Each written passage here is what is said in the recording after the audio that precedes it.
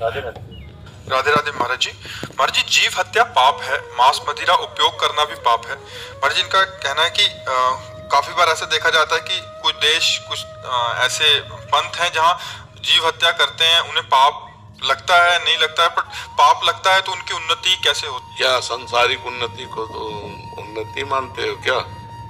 फिर जब दैवी आपदा प्रकट होती है तो सब नाश करती चली जा रही है। आकाश, वायु, अग्नि, जल, पृथ्वी, ये 5 प्रकृति है।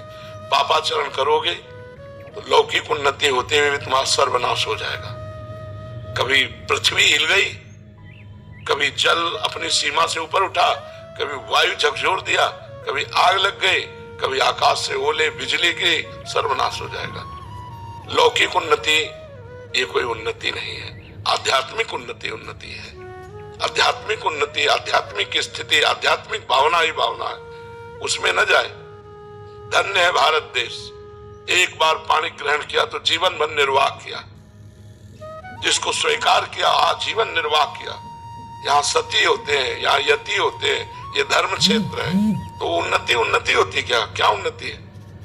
क्या उन्नति? विलासिता भोग के मरो, नरक जाओ। विलासिता ही तो है, और कौन सी उन्नति है? बौद्धिक जब विकास होता है तब भारतीय ब्रह्म ऋषि की चरण धूलि माथे पे लगाना होता है, और किसी न किसी भारतीय महापुरुष के चरणों का आश्रय लेना होता है। नहीं, नरक स्वर्ग के आगे कोई चर्चा नहीं कहीं भी।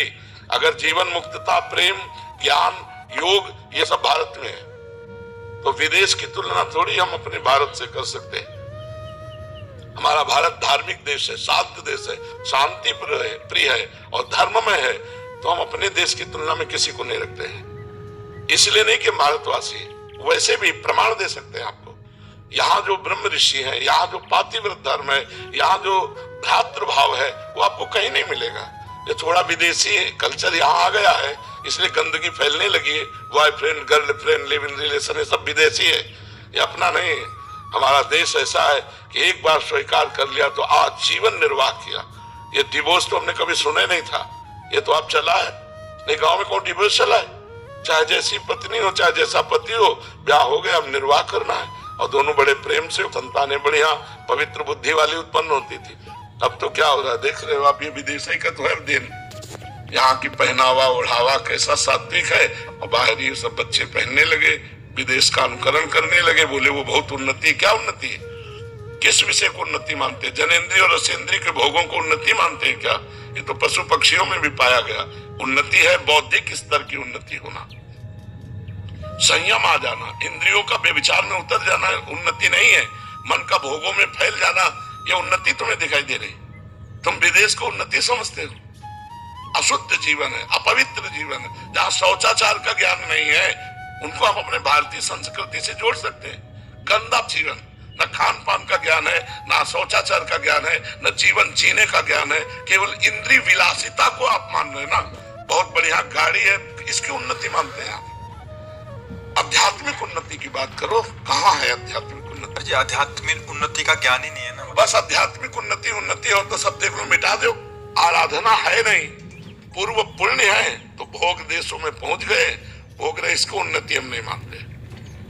जितेंद्रियता को उन्नति मानते हैं, मनोनिग्रह को उन्नति मानते हैं, पवित्रता को हम उन्नति मानते हैं, भगवत भजन को उन्नति मानते हैं, हमारा ज्ञान विज्ञान प्रकाशित हो उसे मानते हैं। जी, जो जीव हत्या कर रहे हैं, इनका नवीन कर्म बन रहा है। बिल्कुल, और इसका फल स्वरूप और ज्यादा बिल्कुल दुर्गति को भोगना पड़ेगा, भोगना। और जो नई कार्य जो इसका संयम कर रहे हैं, हाँ, उनका पूर्व का जो पाप है वो क्षय हो रहा है, उनके नए पुण्य बन रहे हैं, और आगे चलकर वो सुखी हो जाएंगे। सुखी महाराज जी, सुखी बाहर से सुखी या अंदर से?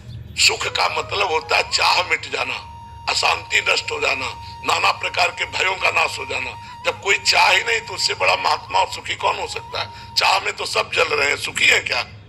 सब चाह में जल रहे हैं। दुर्गति है, मानसिकता की दुर्गति है। और रुपया पैसा जनेंद्रिय सेंद्रिय के भोग, इससे ज्यादा क्या है?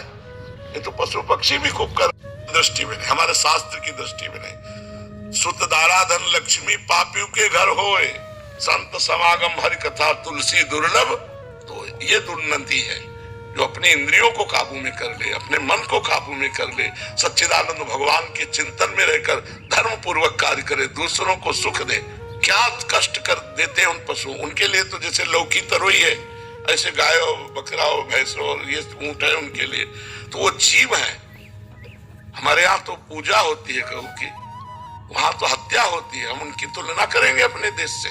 हमारे यहाँ तो पशु पक्षी वृक्ष जड़ वस्तुओं की, एक आदमी साइकिल भी चलाएगा तो पैर छू के चलाएगा, हैंडल के पैर छुएगा है। हमारे यहाँ की समानता कोई देश नहीं कर सकता। यहाँ तो ईंट पत्थर की भी पूजा होती है।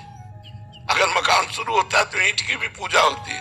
यहाँ नई गाड़ी लाई जाती है तो उसको भगवान की तरह आरती की जाती है, नारियल की बलि दी जाती है, नींबू की बलि दी जाती है और माला पहनाया जाता है। यहाँ जड़ वस्तुओं में भी भगवत पूजा होती है, वहां तो भगवान की भी पूजा नहीं होती। कुमार जी, फिर तो दुर्भाग्य कि आज हम उनका अनुसरण करना चाहिए। यही दुर्भाग्य है।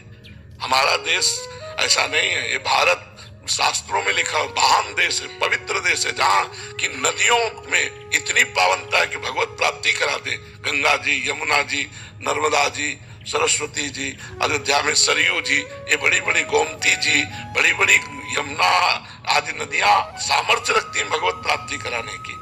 यहाँ की तो नदियों में भगवत प्राप्ति कराने की सामर्थ्य है। यहाँ के वृक्षों में भगवत प्राप्ति कराने की सामर्थ्य है। पीपल का वृक्ष साक्षात भगवान श्री कृष्ण का जटाधारी वृक्ष जो है, भगवान शिव का स्वरूप बट वृक्ष, यहाँ तो वृक्षों में भगवान की भावना की गई। इस पवित्र देश की समानता नहीं। ये आज अपवित्रता आ रही बाहर से।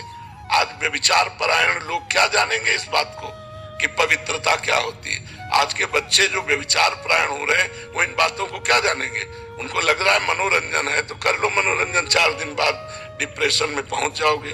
तो हम इस बात की मान्यता नहीं मानते कि बाहरी उन्नति होती है। उन्नति वास्तविक होती है आध्यात्मिक उन्नति। क्यों?